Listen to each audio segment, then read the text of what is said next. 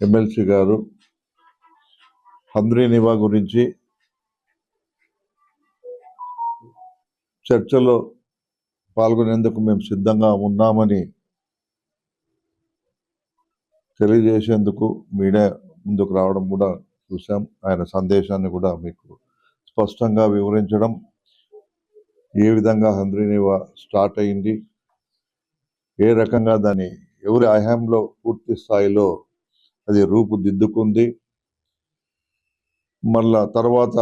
జరిగిన విషయాలన్నీ కూడా మీకు అన్నిటి కూడా వివరించడం జరిగింది. ఇందులో భాగంగా నేను ప్రత్యేకంగా మొన్న పహల్గావ్లో జరిగిన ఘటనకు మనమందరం కూడా సంతాపం తెలియజేయాల్సిన అవసరం ఎంతైనా ఉంది. సందర్భంగా ఆ చనిపోయిన ప్రతి ఒక్క కుటుంబానికి కూడా ప్రగాఢ సంతాపాన్ని నేను తెలియజేస్తూ, దానికి బదులుగా ధీటుగా మన దేశ ప్రధాని అయితేనేమి ఒక సింధూర్ అనే ఒక ఆపరేషన్ను తీసుకొని వచ్చి ఆ ఆపరేషన్ ద్వారా పాకిస్తాన్కు గట్టిగా బుద్ధి చెప్పే విధంగా మొన్న జరిగిన 5-6 రోజుల యుద్ధ వాతావరణాన్ని కూడా మనం అందరం కూడా గమనించినాం. పాకిస్తాన్కు ధీటైన సమాధానాన్ని కూడా మన ప్రత్యేకంగా మన ఆర్మీ, త్రివిధ దళాలకు సంబంధించిన ప్రతి ఒక్కరు కూడా ఆ పోరాటాన్ని ఐక్యంగా పోరాడి మరి అందరికీ కూడా ప్రత్యేకంగా భారత పౌరులకు మేము ఉన్నామనే ధైర్యాన్ని ఇచ్చిన మన భారత సేనకు హ్యాట్స్ ఆఫ్ అండ్ సెల్యూట్ చెప్తూ, మరి అందులో భాగంగా చాలామంది మన దేశం కోసం గతంలో కూడా చాలామంది ప్రాణాలు మన సైనికులు పోరాడి మరి తుది శ్వాస వీరమరణం పొందడం కూడా మనం అందరం కూడా చూసాం. మరి అప్పుడు ఒకసారి దేశం కోసం పోరాడి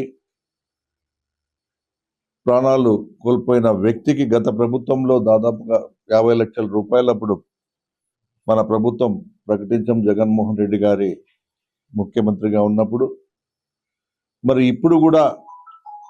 మన ఉమ్మడి అనంతపురం జిల్లా వాసి అయిన మురళీ నాయక్ గారు కూడా వీరమరణం పొందడం, మరి అందరూ కూడా ఆయన కుటుంబ సభ్యులకు అన్ని పార్టీల వారు కూడా వెళ్ళి ప్రగాఢ సంతాపాన్ని కూడా తెలియజేసినాం. అందులో భాగంగా మా పార్టీ అధినేత వైఎస్ జగన్మోహన్ రెడ్డి గారు మరి నిన్న పాల్గొని తన వంతుగా 25 లక్షల రూపాయలు ఆ కుటుంబానికి విరాళాన్ని ప్రకటించి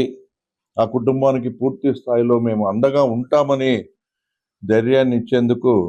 మరి ఆయన వచ్చి ఆ కుటుంబాన్ని పరామర్శించి ఆ విధంగా ఆదుకునేందుకు మేము ముందుంటామని తెలియజేయడం కూడా చాలా సంతోషకరమైన విషయం. మేము కూడా ఈరోజు ఆ మురళీ నాయక్ గారి మరణం తీరని లోటు మన ఉమ్మడి జిల్లా వాసులకు, ఆయన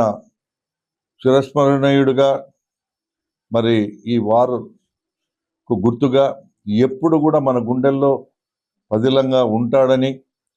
వాళ్ళ కుటుంబాలకు మేమందరం కూడా అన్ని విధాలుగా తోడుగా ఉండి మరి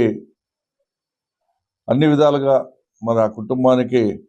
అండగా ఉంటామని ఒక భరోసాను మేము తెలియజేస్తూ, ఈ సందర్భంగా ఆయన మరణానికి మరి సంతాపాన్ని తెలియజేసే విధంగా ప్రతి ఒక్కరు కూడా